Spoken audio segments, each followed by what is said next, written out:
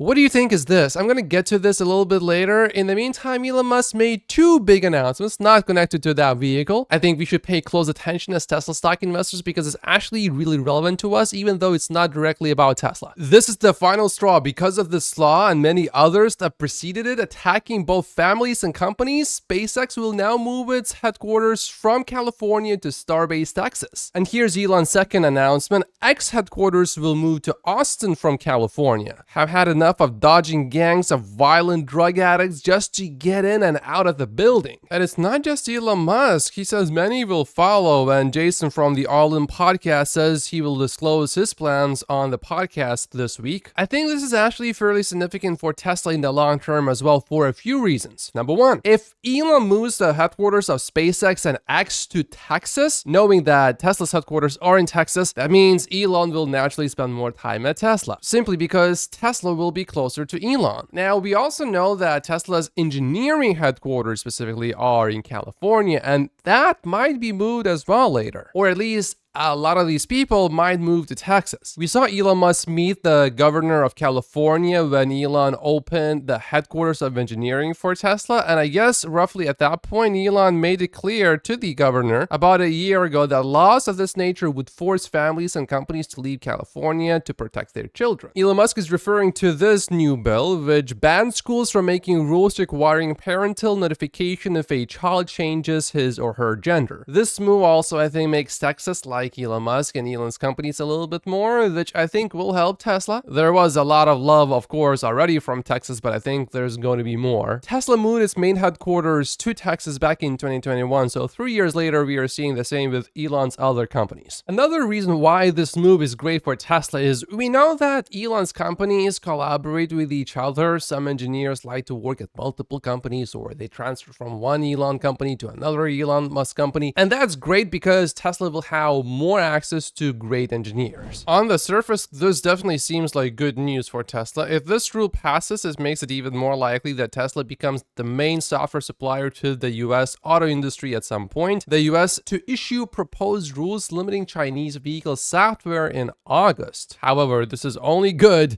if China does not retaliate. If suddenly China passes a law limiting US software in China, that would be bad for Tesla. We are looking at a few components and some software, not the whole car, but it would be some of the key driver components of the vehicle that manage the software and manage the data around that car that would have to be made in an allied country. In May, Commerce Secretary said her department planned to issue proposed rules on Chinese connected vehicles this autumn and had said the Biden administration could take extreme action and ban Chinese connected vehicles or impose restrictions on them. But if the US is so strict about this, I think there should be some retaliation from China. But even before the US put out these higher tariffs for Chinese vehicles, China already had really high tariffs on the US vehicles if they are imported to China. So the way I see it, it's more like the US is just trying to catch up to what China has been doing. But I doubt that China will see it that way, and I think they are more likely to say, well, we need to do something about this. So I think this is very important to us to watch because we wouldn't want to see a ban on Tesla vehicles or Tesla software in China. That would not be good. And a potential US ban on Chinese software in the cars in the US, I don't see how that's good news for Tesla's FSD in China. But when FSD is solved by Tesla and is safer than human driving, we don't need the whole world. If we just held the US, that alone will still make Tesla stock go up tremendously. So it's not like we have to have China, but it would be really nice to have. In the meantime, Barclays raises price target to $225 from $180, so they are still well below the current price of Tesla stock. They expect a Q2 miss on auto gross margins, and they see them at 16%. And it sounds like in the long term, they are actually really big bulls. Fundamentals may regain focus and pressure stock temporarily. We believe Tesla's clear lead in both the global EV transition and the emergence of the software-defined vehicle, as well as positive trajectory on volume, position it very well in the long term. But we believe near-term headwinds for this stock are being overlooked amid the recent rally in the stock, keeping us on the sidelines. So here you have something extremely typical, a Wall Street person saying, in the long term, this is great. You should get in, but in the short term, no. That's how many of them miss out on big gains, because if you are wrong just once on when exactly Tesla is going to rally, you could miss out on a 2x, 3x, 5x, maybe even a 10x gain, which is exactly what happened in 2020. The stock started under $30 per share and it ended the year close to about $235. So if I see huge potential in Tesla stock in the long term, there's zero possibility that I am getting out of the stock just because I think in the short term it might go down. I would rather watch my portfolio drop 50%, 70% instead of missing out on potential 7x, 10x, because I know that the drop is temporary anyway. Oh, and James actually agrees with Barclays, so he also thinks that in the short term there's going to be perhaps some bad things happening, but in the long term it's solid to some degree. And here's what Barclays said about Tesla's Robotaxi and autonomous vehicle business. While we appreciate the potentially disruptive opportunity from these businesses, we believe they cast uncertainty on the path ahead for Tesla, making success of the stock dependent on bets with seemingly binary outcomes. The analyst believes that Tesla's upcoming earnings call will force investors to weigh the firm's still challenged fundamentals against its recent outperformance, especially given that the autonomous vehicle excitement may soon fade. So yeah, as you can see here, Barclays cut its price target on Tesla. The CNN bid though is from 2019. Because Barclays is saying all of this stuff right now, I want to show you what would have happened if you would have listened to them before. Tesla stock was at $18.60 per share, and actually it did go down substantially,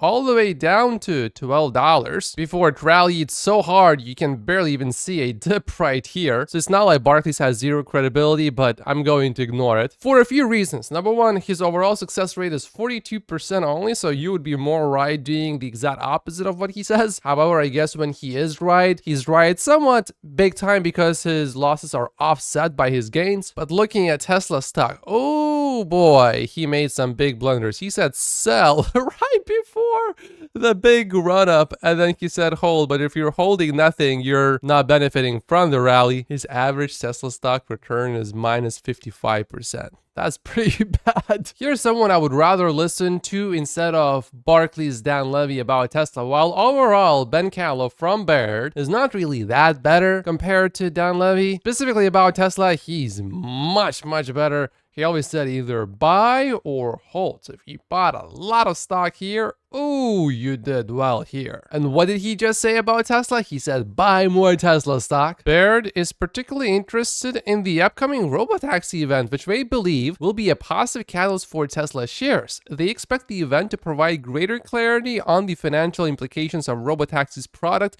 and a basis for modeling its potential. I don't really see how that's all too relevant. What's really important is how fast is FSD progressing. I personally don't need Tesla to tell me how to model Tesla stock for me to know how to model it. But Baird noted that moving the event from August 8th to October increases the likelihood that Tesla will unveil a new vehicle or vehicles on the new platform, and recent comments from the CEO of Tesla appear to support that view. Baird models 25,000 units of the next generation cars in 2025. Anyway, Baird is fairly bullish. They expect Tesla to beat EPS estimates as well as the gross margin estimate. Robinson says that this looks like a Model Y refresh. To me, it looks more like a Model 3 to me, but I'm not so sure. It does seem to be Tesla. You can clearly see a Tesla badge here. It is really interesting that they hit the whole vehicle, not just the front or the back, everything, including the roof and the mirrors. Everything is hidden. People are guessing it's either a Model 3 or a Model 2. I don't know exactly what we are looking at here, but there is a possibility that this indeed is the very first sighting of Tesla's next generation vehicles. Maybe. Maybe not. It's a bit hard to tell exactly what height this vehicle is. This is clearly a sedan from Tesla, and it looks like they are somewhat similar height. Maybe this one is a bit taller. I'm not sure. This could be just a camera lens. Here's a full picture for everyone to analyze. Leave your comments down below. My first impression, definitely not a Model Y, but now looking at the height of this vehicle and comparing it to this one, maybe it's a refreshed Model Y. But when you compare a regular Model Y to a Model 3, the Model Y does sit a bit higher, I mean the whole front, and the Model 3 shape is definitely more sporty overall. And if I just look at it and don't think about it, to me this does look like a pretty sporty shape, and the front seems to sit pretty low. So whichever car this is, this does not seem to me like a Model Y. I found this Korean article which says that Tesla's 4680 battery supply chain completely excludes Chinese companies. This is of course fairly expected because Tesla wants to get these $7,500 tax credits. And here's an article in Chinese which says reporters just visited Giga Shanghai. The dense number of robotic arms brings Tesla up to 95% fully automated production, and the automation rate of Tesla's welding workshop is close to 100%. Giga Shanghai is in full operation, which is good because the numbers that we are getting from Giga Shanghai, they are great. The deliveries in China look we know that typically with construction, we should expect delays. However, Tesla's second most important person in China, Hao Lin, just said Tesla's Shanghai energy storage super plant will be completed in 2025 as planned. This is really good news. It was also noted that the expansion of superchargers in China continues and that the prices at superchargers are adjusted based on market behavior. There were some complaints about high prices. This is strictly just about Tesla. There was a strong statement made about Elon Musk by someone who could be the vice president of the US soon. Elon and I know each other a little bit, but Elon is actually a great example of an American entrepreneur who's built a company, but also a company that's employed a lot of good American workers. If you think about, Elon Musk is in some ways a throwback to an older generation of American entrepreneur. He builds real things. He builds cars. He builds rockets. And that's, I think, the kind of economy that President Trump wants to create. Without any doubt, that's definitely good for Tesla and, of course, Elon Musk. And we can now submit questions, which will be asked on Tesla's earnings call. James said if ahead of Jonas asks a question, there will be at minimum one stupid question. It's not completely uncalled for. There's definitely a good reason why James said that. So here's the most upvoted question currently. When exactly is the Robotaxi event if not August 8th? From what I have seen, probably October, but we don't know for sure. Next one is, when do you expect the first Robotaxi ride? I think it's a fair question, although Elon Musk has not been exactly great with estimating FSD's progress historically speaking. So a typical answer, I think, from Elon would be sometime before the end of the year, given that the Robotaxi unveil is this year. What is the updated timeline for Giga Mexico and what will be the primary vehicles produced initially? Yeah, I definitely want to see this one. Will Tesla Energy continue to see rapid growth in gigawatt hours deployed going forward? Currently though, we are definitely limited by a Lathrop. It sort of reached its peak quarterly deployment rate. It can only deploy about 10 gigawatt hours per quarter, unless we deploy less in one quarter because we built up the inventory. But this question really hints more at, will you build a lot more mega pack factories? Okay, I definitely want to see this one. What is the current status of 4680 battery cell production and how is the ramp up progressing? I covered the article yesterday from the information. If you haven't seen that video, you missed one of the most important videos in the last 30 days. It seems like Tesla has just made some really good progress on the 4680 dry manufacturing process. It's able to make both the anode and the cathode in this new revolutionary way, only using the dry process and no wet process. Any updates on Dojo? If we are seeing some good progress on Dojo, does it make sense for Elon Musk to actually announce it? Because I think he wants to be really on good terms with Nvidia, not just with Tesla, but also for XAI. What is the schedule for the Tesla van? I think Elon Musk will say, this is not the place to make product announcements. Will Robotaxi be available for individual customer ownership as a profit-generating venture? And would Tesla roll this out immediately, or would Tesla own the first vehicles? I am pretty sure that Tesla would have its own Robotaxis out first, and then after it has proven that everything is fine, only then we would see customers, regular owners of Tesla vehicles, being able to deploy their vehicles as Robotaxis. When do you expect Optimus to be available for purchase? I'm definitely looking forward to hearing more progress updates about the Optimus bot, so I'm looking forward to that question. What are Tesla's two biggest priorities for the next 5 years? Full self-driving is obviously number one. What's number two? I would be sort of curious to hear from Elon Musk directly. Would he say Optimus? Because in the long term, I think that's going to be the most important thing. Is Tesla still in talks with an OEM to license FSD? I think we would hear about it even if no one asks this question. So if I don't hear anything about it on the earnings call, I just assume there are no more talks. But I think that's more likely to be true if the stock is down. If the stock is up, like right now, Elon is probably less likely to say something to just dry the stock up. Oh, actually, this is one of the most important questions I want answered. Any updates on investing in XAI and integrating Grok into Tesla software? Please, Tesla, invest in XAI, at least a little bit. What is the status on the Roadster? I mean, it's interesting, but I don't really care much as an investor. I think this one is pretty important. When is there going to be a larger SUV than the Model X? Should we expect AI training infrastructure to be the largest CapEx item going forward? I like this one. As a shareholder, can Tesla commission an external firm to evaluate and improve Elon's security to be on par with the best security for any person, public or private, on Earth, please? I like this question, and obviously Elon talked to the former president, so maybe there is something that he knows that we don't. There's a question that asks him, Elon, do you believe that this potential new administration would support Tesla and EVs? How confident are you based on your conversations? Okay, this is just a complete waste of a question. Will FSD work on Hardware 3? Elon said many times, yes, he believes it will work. I like this one. How do you envision the collaboration between XAI and Tesla shaping the future of Tesla's innovation and product development? Specifically, what potential synergies or projects might emerge from these two companies? Gary Black is sounding pretty bullish here. One of the strongest bullish Tesla storylines is Tesla EV's strength so far in Q3. After 2 weeks, Tesla China is 36% ahead of last year's Q3 and 121% ahead of Q2. The momentum likely reflects Tesla's zero interest rate financing deals in China. And he likes the setup before the earnings call. With China volume strong, discounting in check, and Robotaxi event delayed until October, expect Tesla management to be more upbeat on the conference call than they would have been otherwise. Okay, Elon Musk is definitely having some fun here. Tesla has filed 4 new trademark applications for 4 different pieces of candy. Official candy names in the filing are Supercharged Gummies, Cyberberry, Mango Bolt,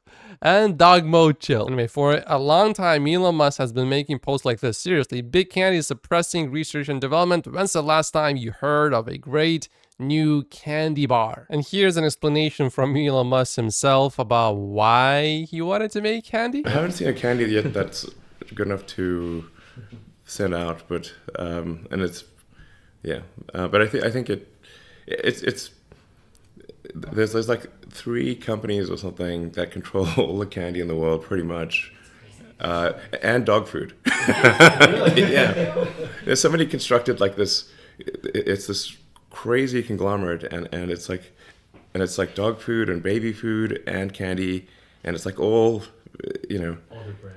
Yeah, Hundreds of brands. Yeah, you think you're buying from different companies, but it all funnels up to like 3 companies or something like that. Don't send the rendering food to the candy company. Yeah. Big so, candy. So you want to have like a good competitive forcing function so that you have to make the product better, or you'll lose. Like if you don't make the product better and improve the product for the end consumer, then that company should have relatively less prosperity compared to a company that makes better products. Now the car industry, is actually pretty competitive, so that's good. And so then the good thing about a competitive industry is then if you make a product that's better, it's going to do better in the marketplace. Omar just posted 2 hours of driving through Los Angeles with 0 interventions, completely hands-free, using just computer vision on the latest FSD build 12.4.3. There is quite a bit of highway, but still, that's very impressive. For the first time, Chuck just tested the latest FSD build on the unprotected left turn, so let's take a look. Good traffic. This is 7:30 in the morning. This might be a great time to test. It needs to wait right here. There's a tiny gap, and I'm clear from the right. So if it gives me a good boost, I'm going to let it go. Oh, oh God, no, go. Okay, that was as close, and it needs to stop. Oh, God, I almost disengaged there. Did you see that car go around me? He was coming so fast. Oh, God, that pre-roll. Did you see him go around me? It did it. But 2 cars had to go around me from the way I behaved. That was uncomfortable. I have to tell you, it was uncomfortable. But it did it. This could be a harrowing morning. It stayed in the lanes. I'm sure from the drone, it probably was like, oh, it was fine. I'm just telling you how fast those cars were coming and how uncertain I was that it was going to stop on time. My foot was on the brake, but man, did it do it precisely.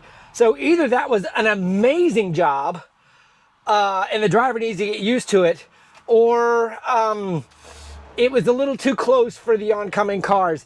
I would have preferred it to not go in that first gap, but it did it, and it gave me the right boost. I think that was a good version of unprotected lefts. It did really, really good. I didn't disengage any today. That first one scared me a bit, but it did it. The biggest problem in this release is the tug or the deceleration joining the left lane as soon as you leave the median, but you're joining the left lane at least, and then you're merging into the middle lane. That's the behavior we want. So take a look at that tug if you can, Tesla, and let's move on from here. Lucid says it has set a new record with its 2025 Lucid Air Pure as the world's most efficient car. 5 miles per kilowatt hour. So supposedly it's the most energy efficient production vehicle ever made with 120 miles of EPA estimated range from a 84. So that would make it the most energy efficient production vehicle ever made with 420 miles of EPA estimated range from an 84 kilowatt hour battery pack. Lucid also has a profit margin equal to minus 394%, implying Lucid is selling $5 for $1. That's it for this video. I just made an exclusive video on Patreon. It's about that law. It's a breakdown of that law that scared Elon Musk to move his headquarters of SpaceX and X to Texas from California. By joining Patreon, you will have access to all of my exclusive videos on Patreon, as well as how much I am willing to pay for each Tesla share between 2024 and 2033. If you join the investor tier, you will also have access to my valuation model, where you will see all of my assumptions, including deliveries, the energy business, Tesla's future businesses like FSD, and of course much more. And then if you want to easily download that and put in your own numbers, then this third tier is for you. To all of my Patreon supporters, thank you so much. Make sure to like the video and subscribe if you haven't yet as well. It's really important to like the videos because that makes it less likely that the channel will be shadow banned later, like my other big channel got shadow banned before from about 50% of my regular viewers. Thank you so much for watching, and I will see you in the next video.